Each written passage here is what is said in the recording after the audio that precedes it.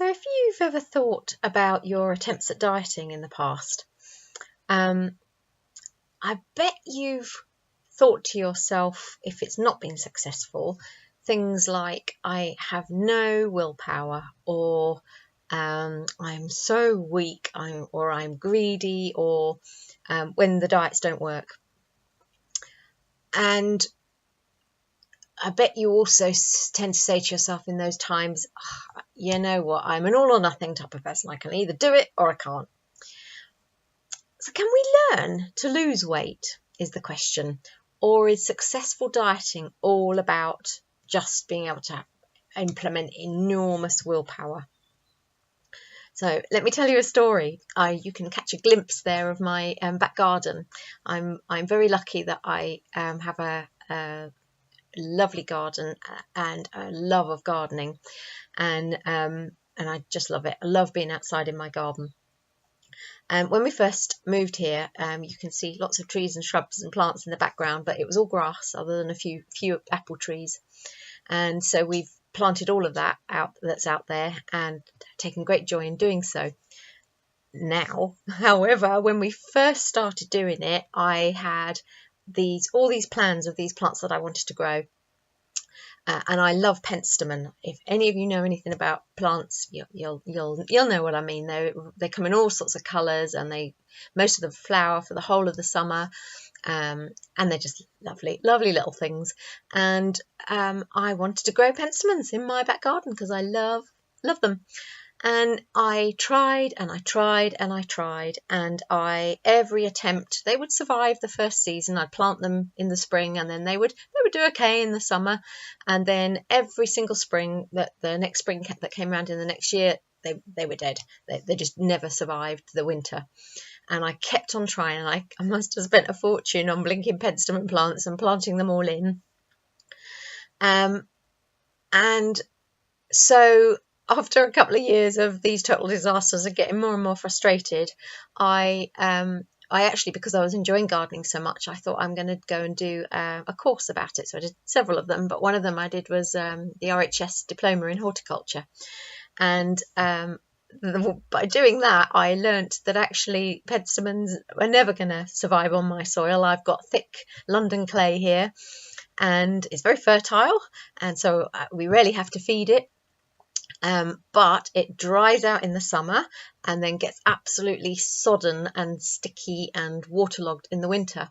And other than digging in a whole load of manure every single year into the borders to change that structure, there's nothing we can do about it. And penstemon, like the complete opposite, they like it to be very free draining. They like lovely sandy soil that the water just drains straight out of.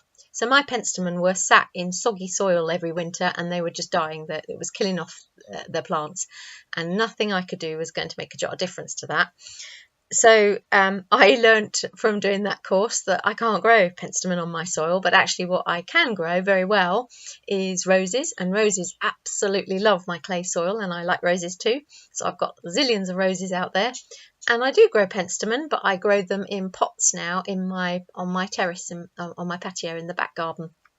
And they're fine in that because I give them free draining soil, and they're quite happy. So I've learned from that experience how to grow penstemon and what will work in my garden. Carol Dweck is an eminent psychologist in America, and she has come up with a theory called growth versus fixed mindset. Basically a little quick explanation of that is that it's two ways of thinking. One, growth mindset is where you perhaps a fixed mindset is a better one to start with. A fixed mindset is someone who believes that they're born with a certain type of abilities. So, for instance, it may be that I'm very musical, or I'm not very musical, or I'm very good at maths, or I'm not very good at maths. And certainly, of course, people do have things that they are particularly talented at, but it doesn't mean that if you're not particularly talented at maths that you can't learn how to do it. Otherwise, there'd be no such thing as schools, would there? So fixed mindset approach or attitude to life is one where you believe that you have have these limits to your abilities, and that failure is the limit of the abilities that you have, and that you tend to believe that you're either good at something or you're not. So going back to that all or nothing approach with dieting, I can either do it or I can't. I've either got the willpower or I haven't. And fixed mindset believes that your abilities are unchanging and that you can't change them. And that also people with fixed mindset feel very uncomfortable when they're challenged, because they feel that they don't have the ability to move on from that, and it's going to show up their weaknesses. So these are people who are often very perfectionists and are very scared of failing, because they feel that their potential is predetermined, that there is a finite amount of ability within them, and so they often get quite frustrated and give up, because they don't like to be reminded. They think of their inability to do something, and they also tend to take feedback and any criticism very, very personally, because they feel that it's an attack on who they are. And so these people tend to stick very much to what they know and don't like to be challenged too much, and just stick within their comfort zone, really.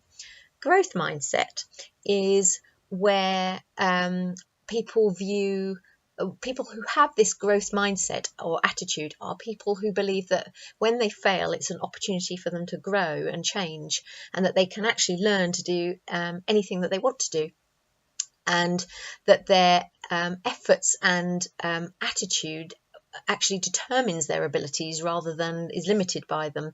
So they take feedback very constructively and think, right, I can change that and make some changes there and make this a success. And they're often very, very inspired by the success of others, because they think, yeah, I can do that. That's fantastic to see someone do that, and I could definitely do that, rather than feeling a little bit intimidated that they don't have that ability in themselves. So they therefore love to try new things. And you can see it's quite a different way of looking at life. And so one of the things that I try really, really hard to do with my clients is to get them into that way of thinking whereby they view themselves as totally able to develop and change and grow. So I firmly, firmly believe that you can learn to diet by having an attitude of curiosity and a willingness to learn. If it all goes a little bit pear-shaped for you, well, hey, you can learn what went wrong and what you can do to make it better at your next attempt. And actually that is one of the ways I've maintained for 4 years now my 7.5 stone loss, is by having absolutely that attitude. Of course there are times when my weight creeps up a little bit, and I just think, okay, let's just think, what happened there, what's been going on? Oh yeah, I have been going out quite a lot more, haven't I? Or whatever it is, and I just make some changes, and hey presto, I'm managing to maintain now in a way that I never did before. So yes, absolutely we can learn to lose weight, and one of the things that I've done for my clients is to develop a workbook for them, which week by week by week encourages them to have that attitude of curiosity about themselves. Every single week I set themselves a little challenge, and one of the things that I get them to do every week is to think, well, what have I learned this week? What have I learned this week? Great if it's all going well. You can still learn stuff from what's going well. So if you're struggling to lose weight, don't take it personally. Don't think that you don't have the willpower or the ability. You absolutely do. You're a human being. We are wonderful, marvelous things. We're capable of doing anything, and that we set our minds to do. So believe that you can do it. And if you're struggling, just think, okay, I've got to do some tweaking here and figure out how am I going to make a difference to make this a success for me. Hope that helps.